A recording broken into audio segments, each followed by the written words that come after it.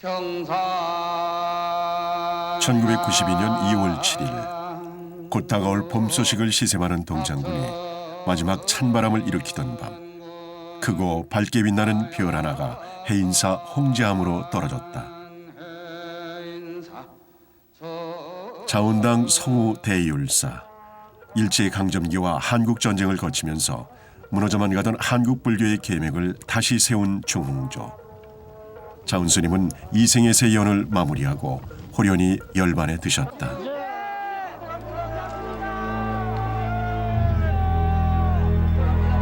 스님의 마지막 가시는 길, 아미타불 명호소리와 함께 오색의 만장이 바람에 나부꼈다.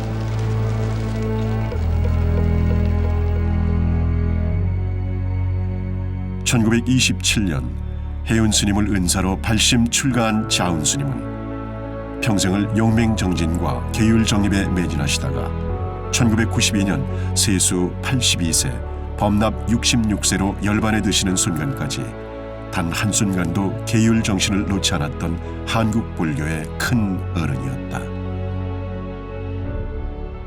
자운 스님의 그 계율정신은 그 시대야말로 절실하게 필요했습니다.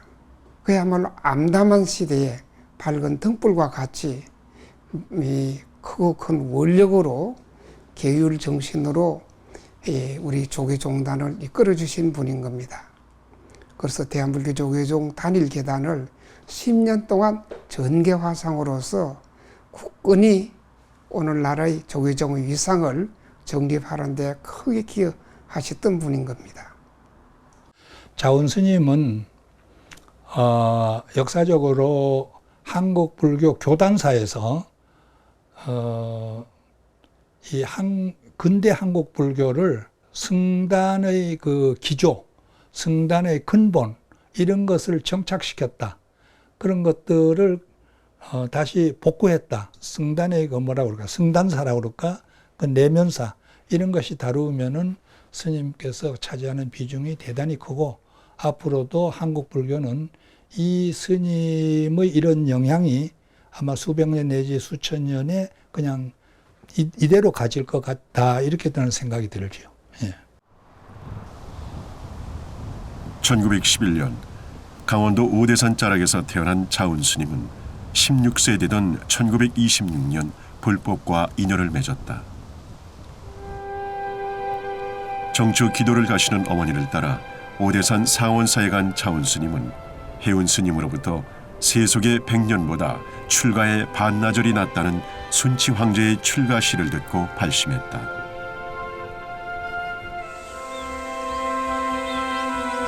그 이듬해인 1927년 해인사로 달려가 장경각 8만 대장경에 1만 배를 올리고 대적광전에서 3위계를 수지하고 성원계를 읊었다.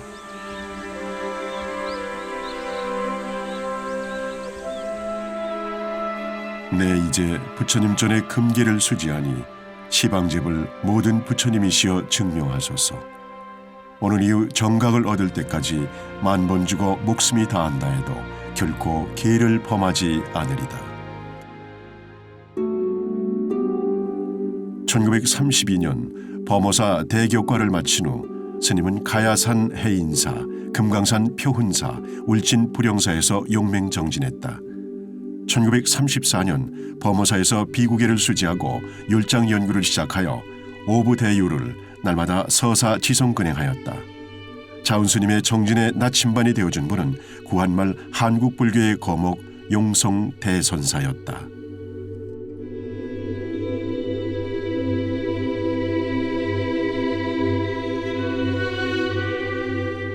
스님은 1935년 범호사 선원에서 하안고를 마치고 3년 동안 울진 불영사에서 장좌불화로 결사하였으며 1937년 문경 김용사와 양산 통도사 선원에서 하안고와 동안고를, 1938년 울산 학성 선원에서 하안고를 하였다.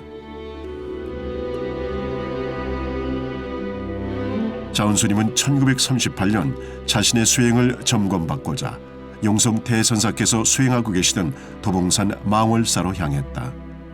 그곳에서 자운 스님은 수행을 얻은 설해밀지를 용성 대선사에게 내보였다.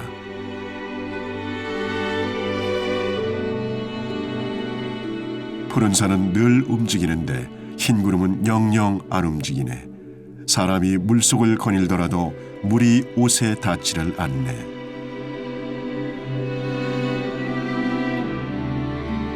자운스님의 오도송을 들은 용성 대선사는 그 경지를 인정하여 입실 건당을 허락하고 이발과 함께 전법계를 내려주었다. 뜰하게 서 있는 저 잣나무는 엄연한 살림의 우두머리네. 몸에는 감청색을 둘러대었고 잎새는 수미산을 두루 덮나니. 16살에 출가를 하셨는데 그때부터 참선하는 시기가 나는 40세까지다 이렇게 봅니다.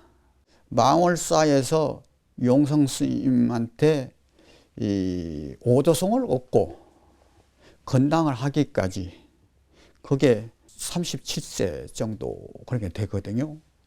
그래서 아마 참선을 열심히 하셨고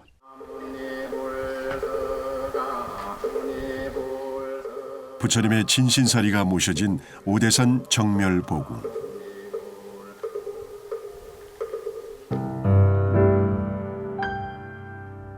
(1939년) 이곳에서 자운 스님은 외색에 물들어가는 한국 불교를 되살리겠다는 대원을 세운다. 대처 육식이 만연하고 불가의 예법도 계율의 전통도 거의 무너져가는 상황. 일제에 흔들리는 정법의 단간을 다시 바르게 세워 중흥하겠다는 일념이었다. 스님은 보궁에서 매일 20시간씩 100일 용맹 정근으로 문수기도를 올린다.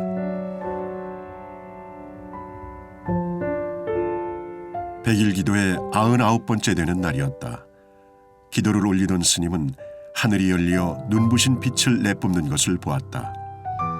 푸른 사자를 탄 문수보살이 스님 앞에 현현하신 것이었다. 문수보살은 굳건히 계율을 지키면 불법이 다시 흥하리라라고 서상수기를 내려주셨다.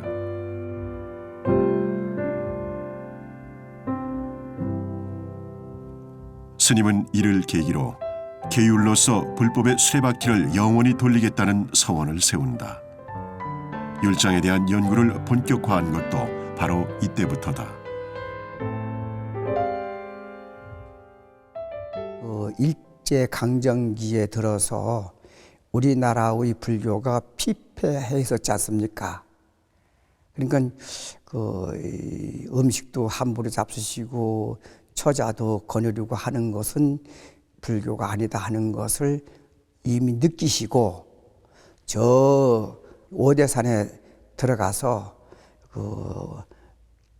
용맹정진한 끝에 문수보살님을 친근하시고 문수보살님으로부터 서상수기를 받았어요.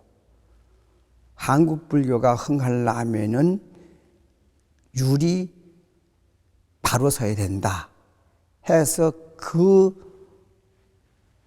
선명을 받으시고 자운 스님께서는 그때부터 율을 전공하시고 율에 해박하십니다.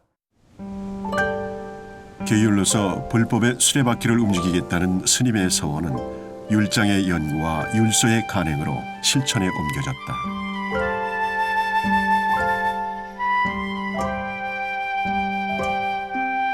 스님은 서울 대각사에 주석하면서 율장 연구에 몰두했다. 당시에는 간행된 율장이 귀해 구하기조차 어려운 상황이었다.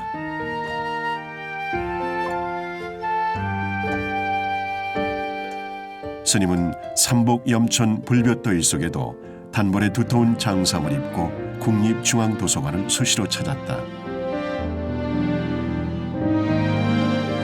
스님은 그곳에 보관된 만속장경에 실려있는 오부율장과 그 주석을 2년여에 걸쳐 모두 필사하며 연구에 몰두했다.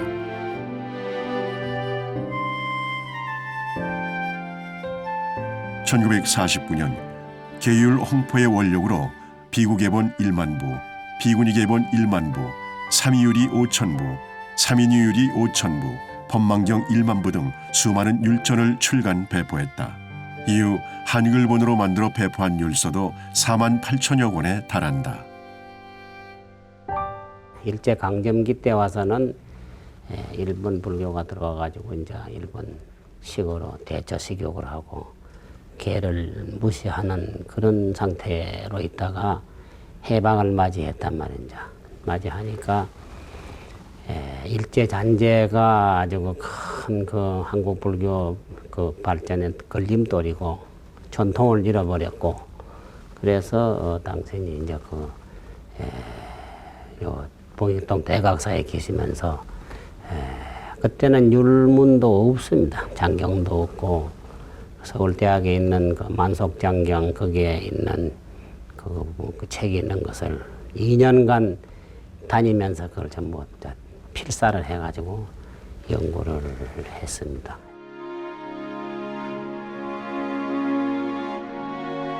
자운스님의 한국 불교 계율 정립에 대한 대원력은 봉암사 결사로 이어진다.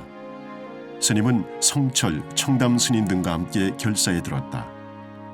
부처님 법대로라는 기치 아래 봉암사에서 수행 결사를 이룬 것이다. 그곳에서도 스님은 대중에게 율장과 법망경을 가르쳤다. 수행의 바탕에는 엄중한 지기가 있어야 함을 다시 한번 강조한 것이다. 또 스님은 봉암사에서 처음으로 보살계 수계법회를 열기도 했다. 그러나 한국전쟁의 발발로 스님의 원력 정진도 어려움을 겪었다. 봉암사 결사할 때는 거기 오는 대중에게 이제 율문 법망경을 주로 가르치고 외우게 하고 또 거기서 보살계를 설하고 그다음에 그게 뭐 한 3년가 있다가 그 6.25 후에 그만 그 공비들이 나와가지고 그 결사 깨진 다음에는 이제 부산 쪽을 나가가지고 그 율문을 번역을 하고 한문도 또 그 베끼고 이제 또 번역을 해가지고 뭐 참 수만 권을 해가지고 베끼고 가리키고 해서 이제 율이 자리를 잡은 겁니다. 서울 대각사, 문경 봉암사로 이어지는 스님의 구도열은 한국전쟁의 발발로 꺾이는 듯했다. 대각사에서 간행을 준비했던 법망경, 비구, 비구니 계본, 삼이, 삼인이 계본의 원고와 자료들이 전란 속에서 잿더미가 된 것이다. 그러나 스님은 굴하지 않았다. 다시 자료를 수집하여 부산 감노사에서 한글, 한문본 율서를 집필해 4만 8천 권을 간행 배포했다.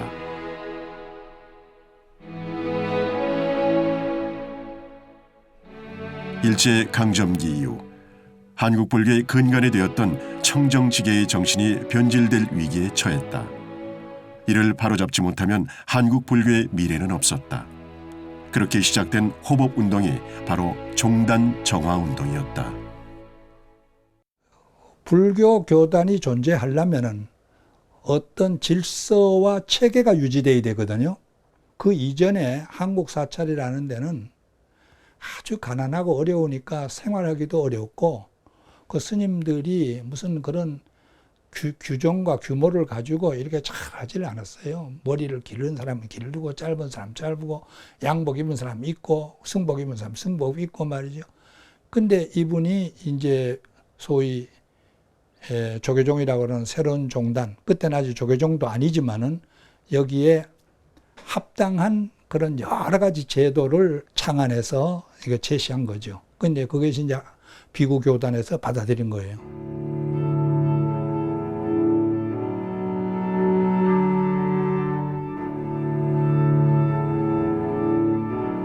자운스님은 1955년 교단 정화 이후 초대 해인사 주지에 추대된다.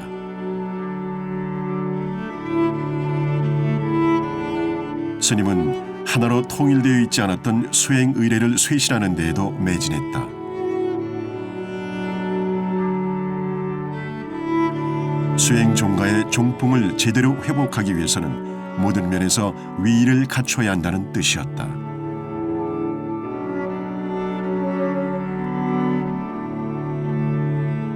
스님은 108 참회와 능엄주 독성, 조성 예불의 의례와 바로공양 예법을 정립하고 강원에서 이에 스비를 교육하도록 했다.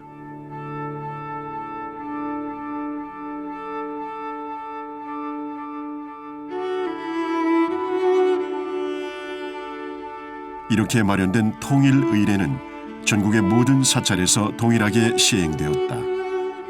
지금 조계종에서 시행되는 의례의 근간 역시 자은 스님이 그 바탕을 세운 것이다.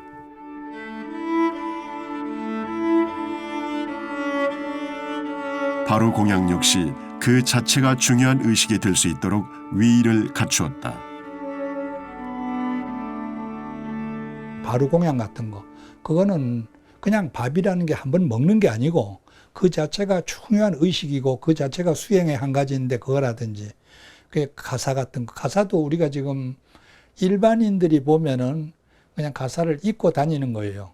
가사 하나를 입고 벗는 것이 순서가 있고 방법이 있어요.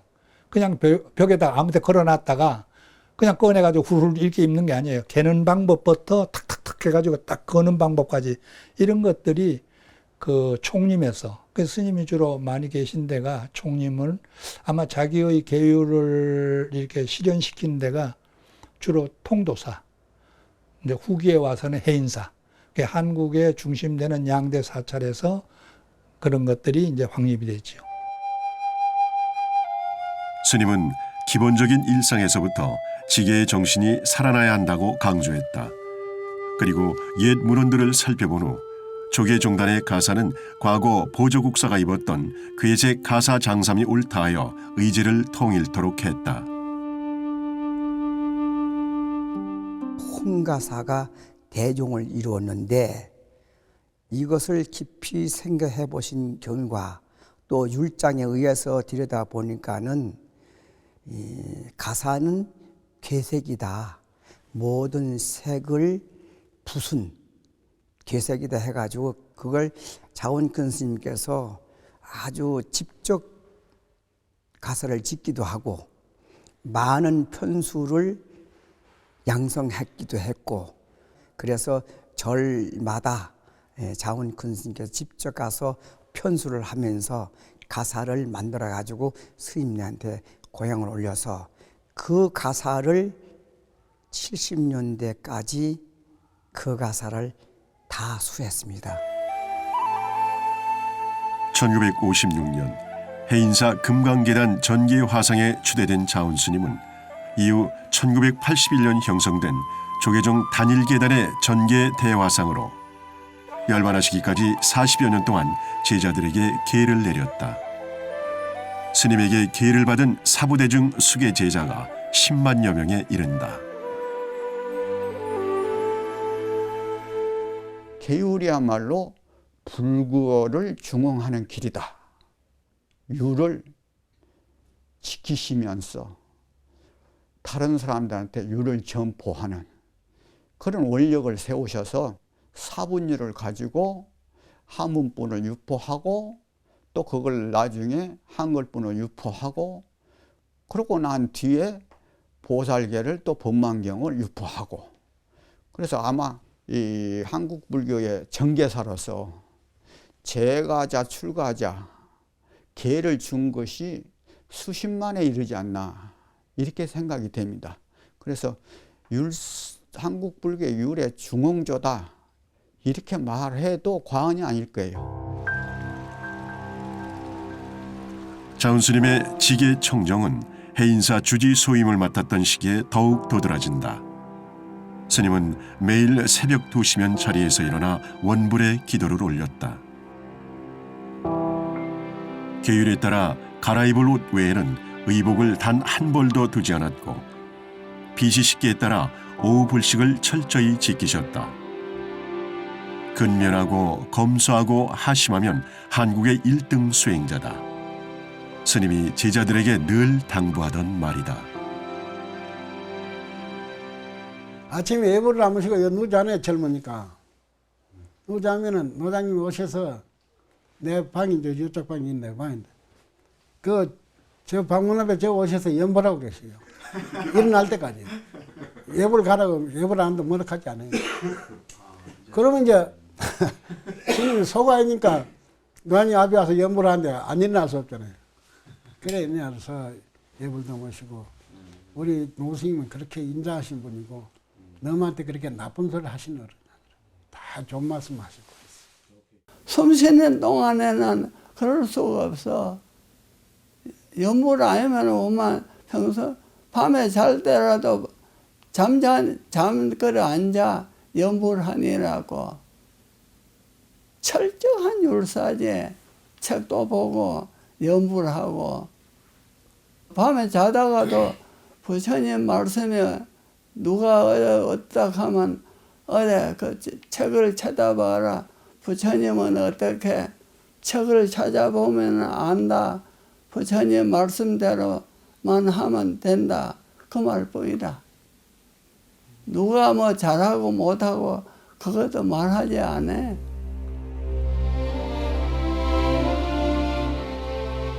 부산 감노사는 자운스님의 법향이 고스란히 남아있는 곳이다.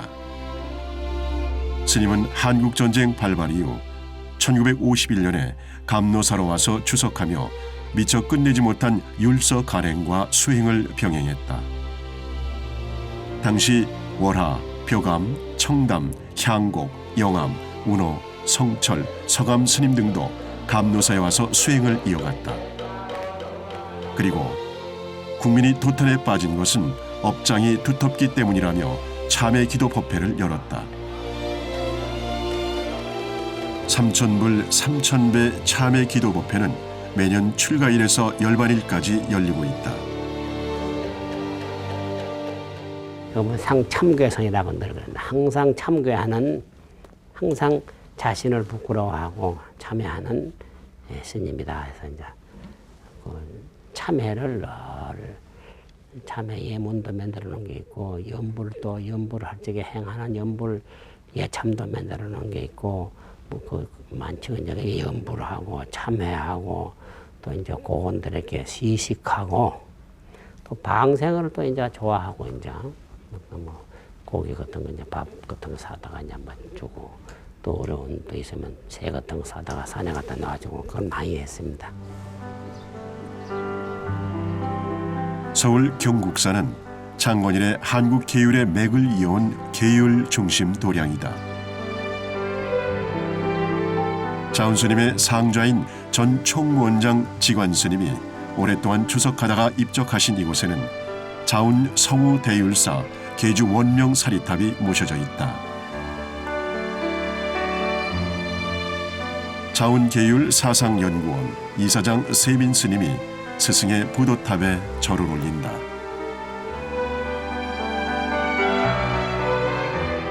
스님은 지금도 자운 스님이 남겨진 말씀을 소중하게 마음속에 간직하고 있다. 종로를 차려라. 또 이 시주물을 아껴 먹어라. 또 주지를 살고 소임을 살더라도 함부로 삼보물을 허위하면 안 된다 하는 그런 여러 가지 등등 많지. 또 이제 그 어른은 잘못된 걸 보시면은 그냥 바로 이야기를 해주세요. 잘못된 거는 빨리 고칠 수 있도록. 그래가지고 주장하시는 게 정직하게 살다 가라는 그런 중로를 잘하는 이야기. 그런 말씀이지, 스님.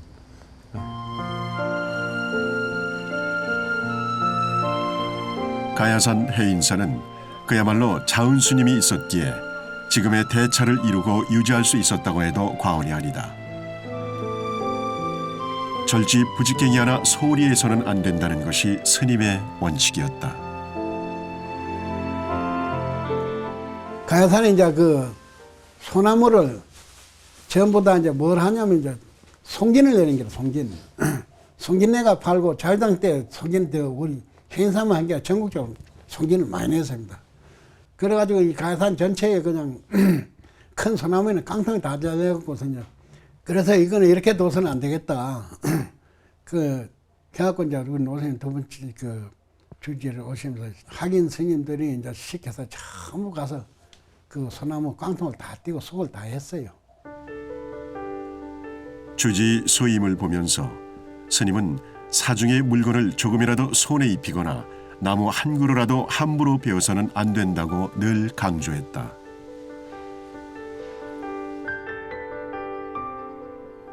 부산 감노사는 자은스님이 중창한 기도 도량이자 열반에 드실 때까지 추석하며 정진한 도량이다.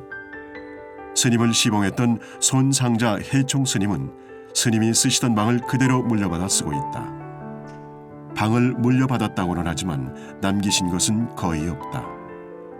낡아서 수십 수백 번을 기운 좌복 하나, 조석으로 예불을 올리던 원불, 그리고 쓰시던 안경과 회중시계 하나뿐이다. 무소유의 상징처럼 여겨지는 법정 스님도 그 무역의 가르침을 자운 스님으로부터 얻었다고 한다. 그래도 답장도 안 하는데 한 번은 그런 답장이 왔더라고. 소병 소원의 소욕주죠. 그리고 자운, 그러니까 8배예요, 그렇지요. 소병소원에 적게 앓고 적게 괴로워하라는 거예요. 그러면서 작은 것으로 소욕주죠. 작은 것으로서 만족하지 말아라. 그게 이제 법문이에요. 우리가 이제 청정승가에서 수행생활을 하면서도 늘 그게 떠오른다고. 무슨 여러 가지 복잡한 일이 있어도 거기에 너무 빠지지 말고 털고 빨리 벗어나라는 거예요. 또 작은 것으로 혹은 적은 것으로서 만족하지 말라는 거예요. 그 단지 그 8글자인데 그게 늘 수행하는데 큰 도움이 되고.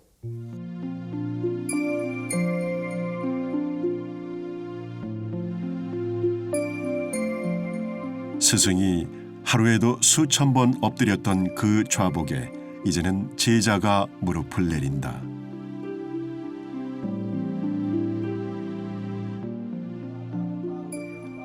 그리고 스승이 하루도 빼놓지 않고 지켰던 연불 수행을 이어가고 있다.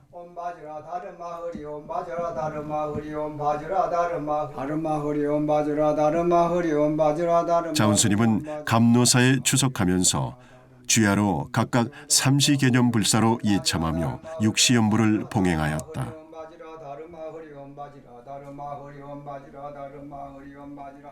매일 30만 독씩 아미탑을 종자 진언을 연불하였고 오후 4시 아귀들의 고통을 덜어주는 헌식 외에는 하루 한 끼니 만에 일정식을 공양하면서도 3000배의 정진을 흐트러짐 없이 행했다.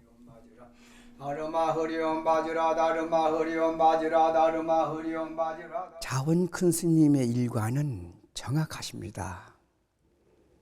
아침 2시면 틀림없이 일어나시고 저녁 10시면은 취침에 드셔요.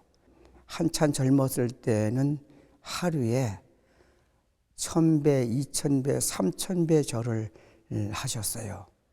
그리고 사경도 하시고 일생을 참선을 하시면서 시간 나는 대로 연불을 하시는데 옴 바지라 다르마 허리는 자운 스님이 하루에 30만 독을 하셨으니까. 그리고 발일체업장 근본 득생종토 다란이 진언 또는 불종존성 다란이 또는 능엄주 자운 큰 스님께서는 절인을 하시면서 하시는 일과가 빡빡했습니다. 자운 스님이 머물렀던 서울 정릉 보국사. 이곳에는 대동연불회라는 현판이 하나 더 걸려있다. 자운 스님이 사부대중과 함께 결성한 기도결사다. 보국사에는 스님이 항시 모시던 원불이 소박하게 모셔져 있다. 해인사에서 연불 만일회를 결성하고 정토 수행을 널리 선양한 자운 스님은 대동연불회를 결성하여 정토 수행을 보급하였으며 평생을 연불과 참회, 지계 수행으로 일심으로 법답게 사셨다. 보옥사 오셔가지고 연부를 하는 것을 내가 여쭸어요. 왜 참선을 안 하시고 연부를 하십니까? 말법 시대는 자력으로 견성하고 성불하기는 쉽지 않다. 이런 말씀을 하시면서 말법 시대의 후학을 위해서는 타력에 의해서 무생법인을 정독하고 성불을 하는 그런 길이 비틀어져 나가지 않는 길이다. 이러하면서 연부를 하시는 걸 내가 봤습니다. 그 스님이 연부를 하시는 걸 보고 신도 몇 분들이 연부라는 단체를 좀 만들었으면 좋겠다. 그래서 그분들이 굉장히 열심히 거기서 연부를 하는 단체를 만들어내는 게 그게 대동연불이에요. 스님의 연불 수행은 그저 나만의 깨달음을 찾아가는 것이 아니었다. 스님의 정토 연불 수행은 극락왕생의 즐거움만을 찾는 것이 아니요 성물과 함께 고통에서 헤매는 중생을 제도하기 위한 목탁과 같은 것이었다.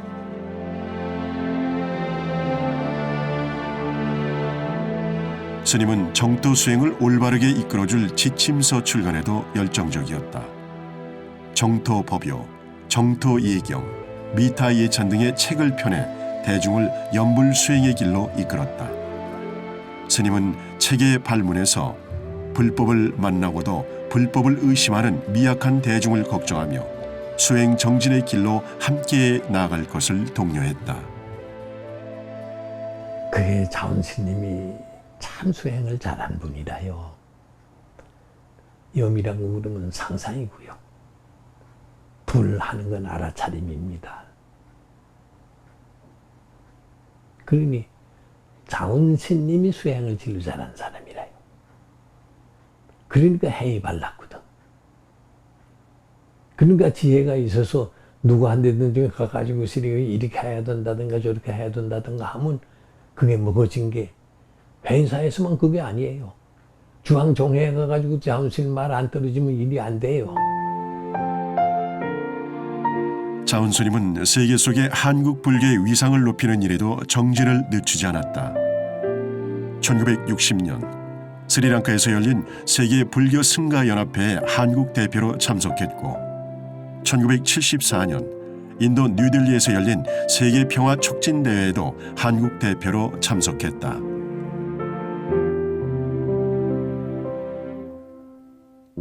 스님은 해외 불교의 수행 전통을 통해 한국 불교의 새로운 좌표를 세우고자 동남아를 비롯한 남북방 각국의 불교를 시찰하기도 했다. 또 미얀마에서 한동안 머물며 그곳의 스님들과 함께 수행하기도 했다. 자원스님은 부처님 8대 성지를 홀로 순례하며 그곳에 흙과 보리수 잎을 모아 소중히 간직했다. 말법 시대가 끝나고 불국 정토가 곧 도래하리라는 발언이었다.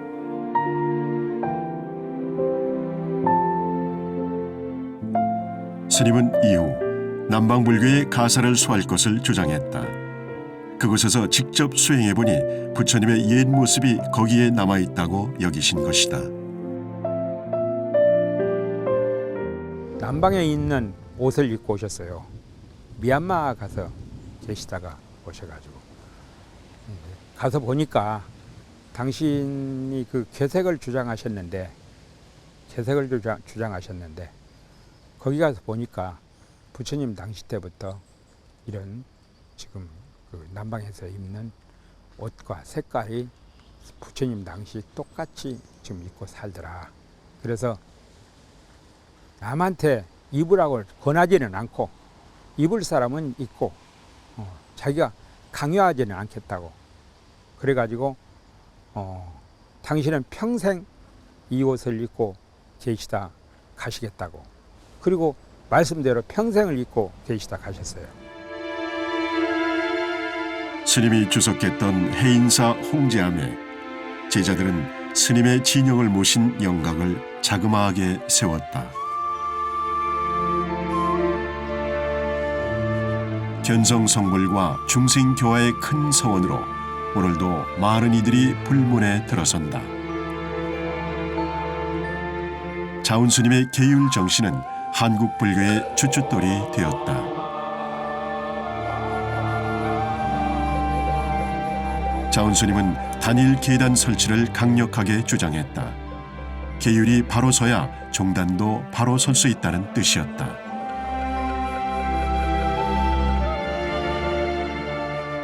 (1981년) 단일 계단 제1회부터 12회까지 3천여 명의 비구니 스님들이 자운 스님으로부터 계를 받았다. 스님의 그 뜻이 결실을 이룬 것이다.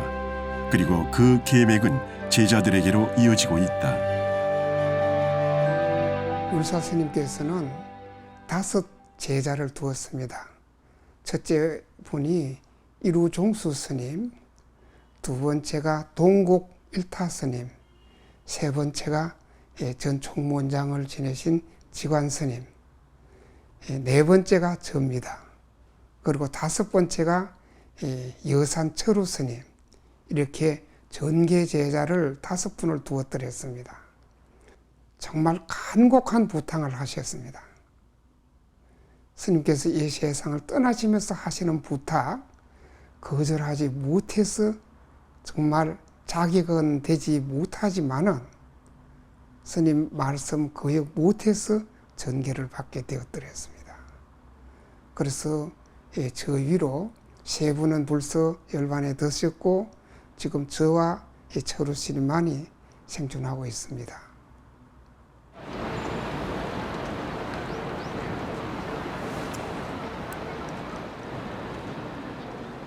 (2014년 11월) 자운 스님의 사상과 행장을 조명하는 자리가 마련됐다. 고학들은 스님의 가르침을 보다 체계적으로 확립하고 그 뜻을 이어가기 위해 자운 계율 사상연구원을 열고 기념 세미나를 개최했다.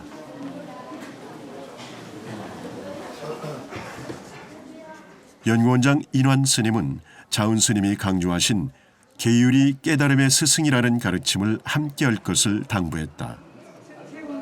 3만 배 절을 하고 그리고 계를 받아야 된다. 계율은 불교 깨달음의 스승이다. 우리 불교가 문란해지고 쓰러지게 되면 그 안에 있는 우리 모든 출가나 재가나 마치 가뭄에 모세물이 젖어들듯이 그런 결과가 이제 나오는 거는 불을 보듯 뻔합니다. 남의 일이 아닙니다. 모두들 이런 데 대한 관심을 더 깊이 가져서 음으로 양으로 자운 계율사상 연구원의 일에 동참도 해주시고 후원도 해주시고 관심을 가져주시고 우리들도 열심히 노력을 해 나가겠습니다. 이와 같이 일제 강점기에는 세미나에서는 자운 스님의 계율 정신을 어떻게 올바르게 이어갈 것인가에 대해 논했다. 자운 스님은 출가 수행자로서 지향해야 할 원칙을 고수했고 지금도 스님이 정비한 수계의식은 조계종단과 종도들의 정체성 확립에 지대한 영향을 미치고 있다고 평가했다. 여성 출가자들의 이름이 나가 있고 나 지금 가도 되겠나? 지금 자원 스님 계시던 방에서 그래서 내가 가시고 싶으면 가시고 오시고 싶으면 오시지 뭘 그걸 나한테 물어보십니까? 그러니까 2번째, 야 해제를 앞서 놓고 선방 스님네는 용맹정진한다고 바쁘고 주지신님은 정초 기도한다고 바쁘고 신도들은 기도하러 다닌다고 바쁜데 내까지 바쁘게 해서 되겠나? 아 스님 별 걱정을 다 하십니다. 왜 그걸 스님이 걱정하십니까? 아 스님 난 몰라요. 근데 그날 저녁에 10시에 자운 큰 스님께서 돌아가셨어. 우리 노장님 시신을 내가 안고 한 2시간 정도 있었던 기억이 있습니다.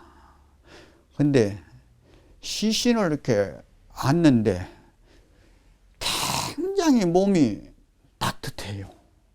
온화해요. 그리고 굳지를 않아. 지금도 그 모습이 생생해.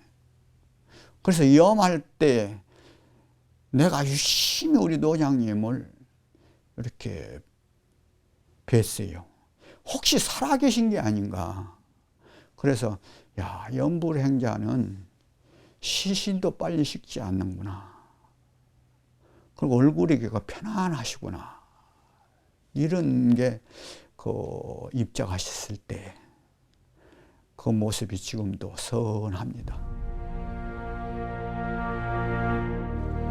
1992년 2월 7일 한국 불교에 큰 족적을 남긴 자운 스님은 서쪽을 향해 합장하고 단정히 앉아 아미타불 명호를 칭명하며 조용히 열반에 들었다.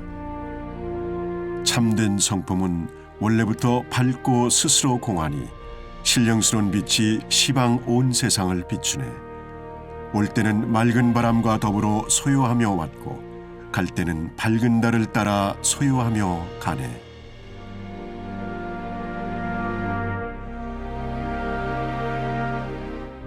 다비의 은행 크기의 살이 19가와 녹두 크기의 살이 5천여 수가 출현하였으나 생전에 사리를 찾지 말라는 유언에 따라 큰 것만 수습하여 해인사, 감노사, 경국사에 나누어 봉안하였다.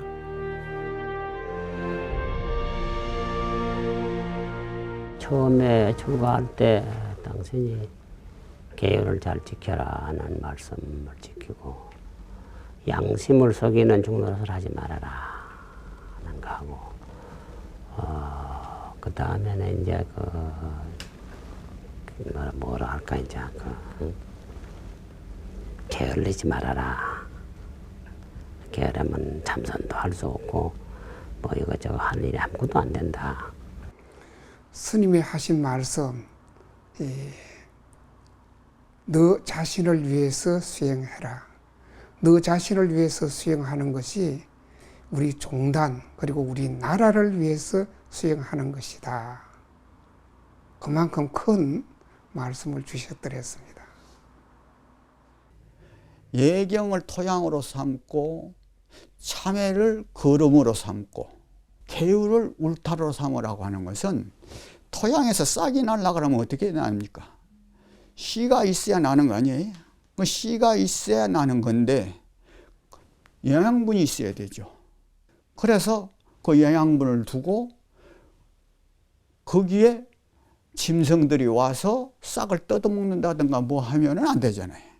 울타리를 게을러서 삼어라. 깨달음을 지향해서 나가는 것을 씨앗을 삼어라. 그 씨앗이 무슨 씨앗이냐? 보리의 씨앗을 심으라는 거예요. 그게 지금도 내한테 채찍질을 하는 그런 말씀이었구나. 이렇게 생각이 돼요. 일심으로 법답게 사신 사부대중의 사표. 계율로서 법의 수레바퀴를 굴리겠다는 큰 서원을 세우셨던 자운 성우 대율사. 스님이 우리에게 보이신 것은 계율로서 도량을 청정하게 하고 지게로서 스스로를 맑게 하는 불자의 근본 도리였다. 스님의 지게 청정과 반야지혜는 고학의 영원한 나침반이 되어 부처님에게로 향하는 바른 길을 알려주고 있다.